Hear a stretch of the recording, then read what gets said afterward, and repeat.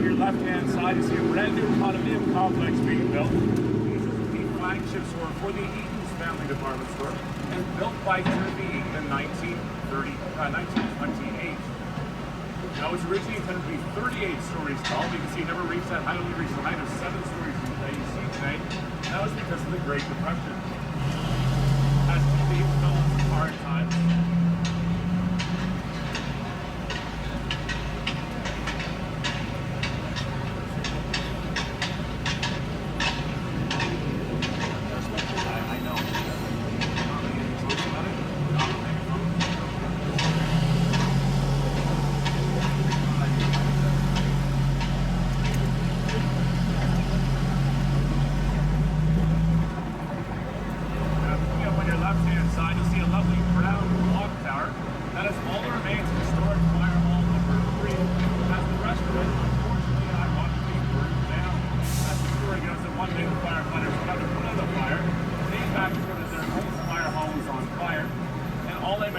was just the tower.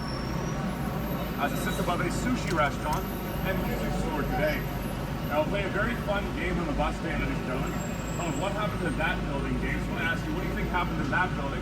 You reply, it burned down. So it's packaged. What do you think happened to the fire hall? Good job, guys. You guys hit on facts.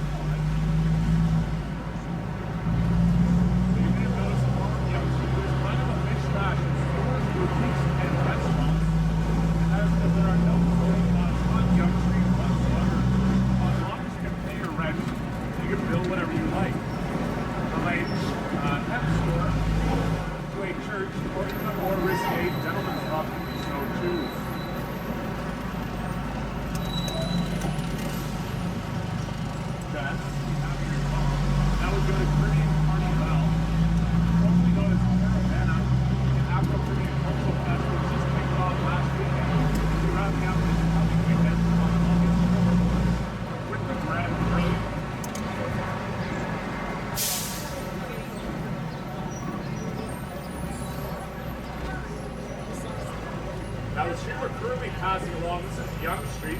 This was the longest street in the world until 2008, when its title was taken away by the Guinness Book of World Records, said it was unfair for us to have that title, as Yonge Street was a course of a highway up the Minnesota-Ontario border. It then became an American highway in South America, the longest street in the world. Yonge Street is still so long that one of the walk the entire distance takes roughly 45 days by foot, as it's over 1,869 kilometers long, or 1,100 miles. That's a fun to do it tomorrow night. Anyone wants to join me? That's 13 rows for Ronnie's my backpack. Any takers? No? Yes? Cool. We'll also bring it from your right-hand side, cross licensing Old Postal Station number 7. Here it is on your right, which has contained within it a Starbucks, McDonald's, and Kenny's Walk. Really the most unhealthy building in all of Toronto. Now our next stop is stop number 5. That is for Yonge and Bloor. Would everybody care to hop off for stop number 5 today? Now, are there any shopping fans on the bus today? Any shopping fans? Yes? Okay, well, to your left-hand side, down Bloor Street, is an area of the city known as the Pink Mile, Canada's most expensive retail space. For 1 square foot of space, it costs you $313 a month to rent. One meeting at 10 a.m. returning at 3 p.m., one meeting at 1 p.m. returning at 6 p.m. Where you will have to sit down. We do have a stop request for Yonge and Bloor.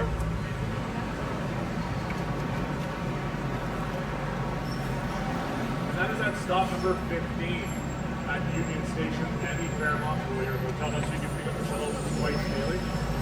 Alright, so this will be our stop for Yonge and Bloor.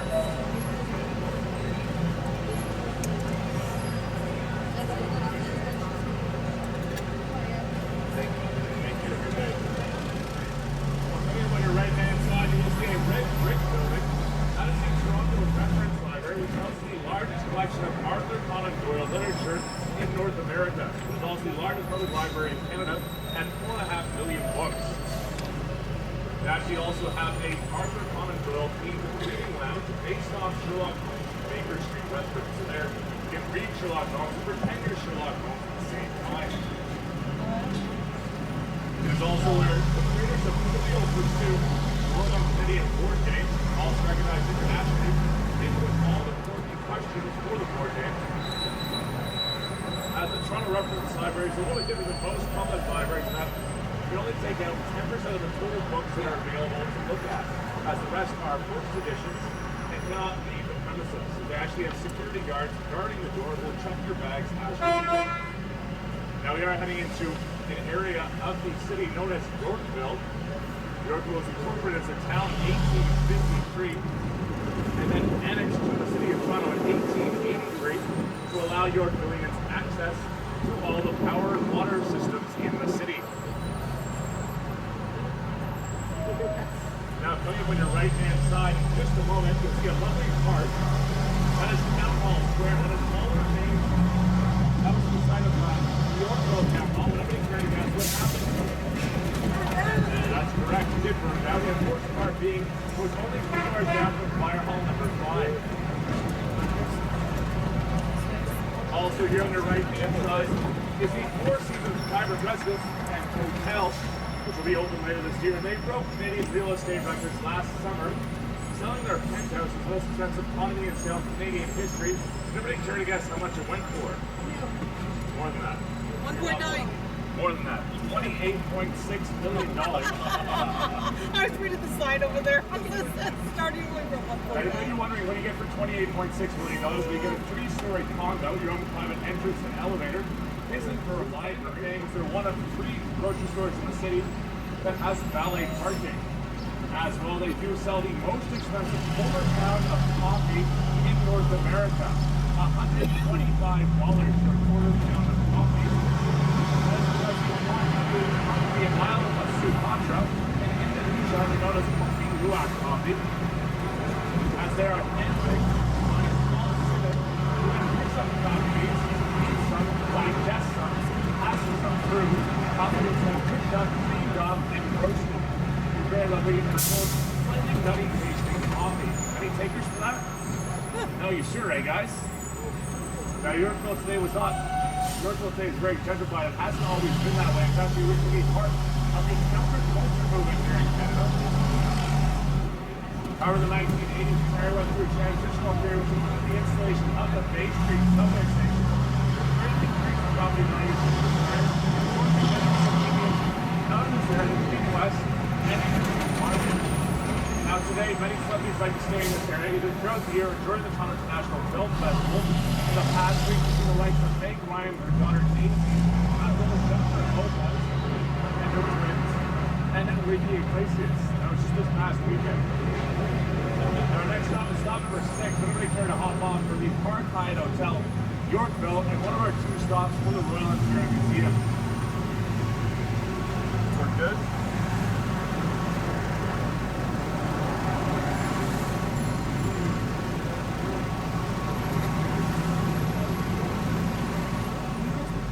North America.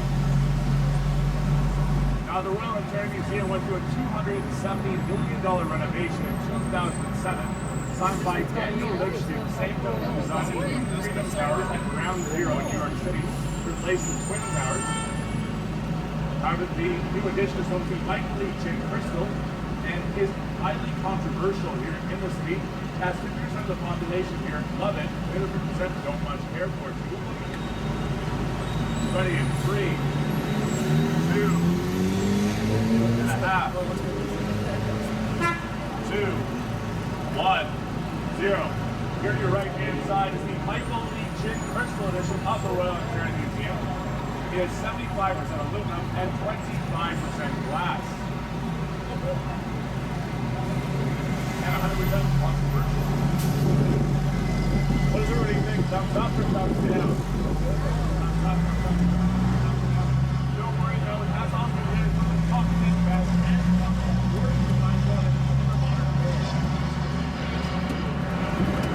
also here to your left-hand side is Royal Conservatory of Music. That's the Mike Pool, but individuals recognized the graduated from 12 years old, 6 years ahead of his time. Now, most graduates from the ages of 18 and 20. Also, on your right-hand side is Avery Leonard.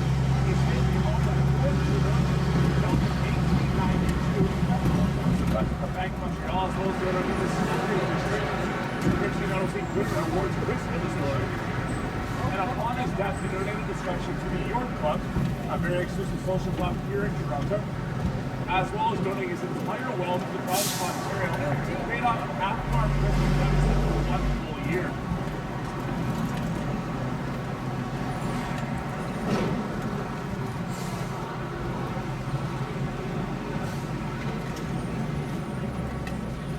Now we are heading out Spadina Avenue to Casa Loma. Casa Loma, however, has closed for the day. Closed at 4 p.m. Will reopen tomorrow at 9 a.m. We're clearly passing along Spadina Avenue. It's not going to be a giveaway. First station word is Spadina, meaning slowly rising hill, referring to a ridge in Sudbury, in Northern Ontario. As Spadina Avenue itself does actually slowly rise up to Casa Loma. It's not that noticeable.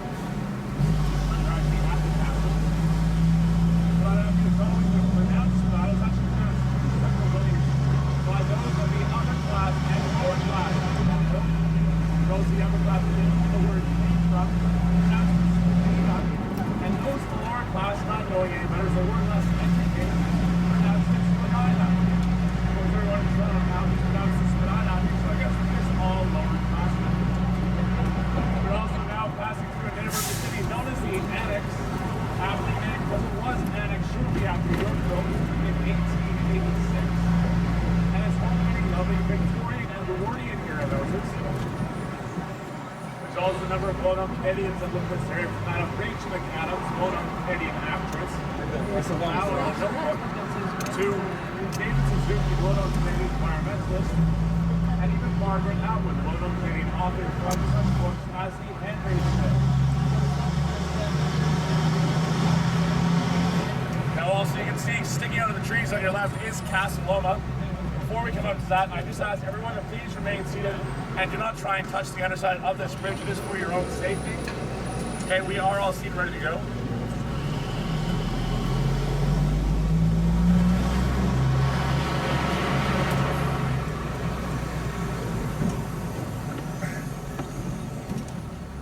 Now, Casa Loma was built by Sir Henry Bell Pellet, a Toronto businessman who attained his knighthood from his work for the Queen's Own Rifles, an infantry militia division of the Canadian Armed Forces in Toronto.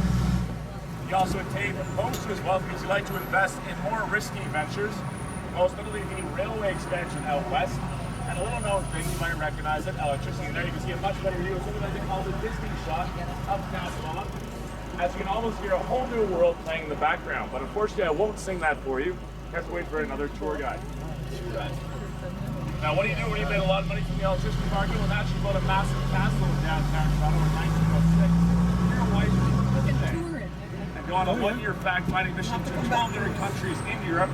Come back inside because you love all the castle architecture you've seen. You're going to mishmash it all together.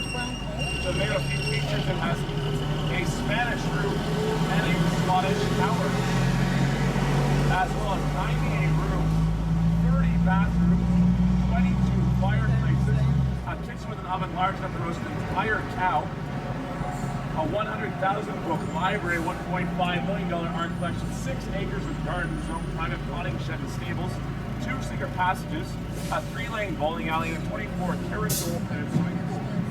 And this will be our stop for Casa Loma. Anybody want to hop off here today?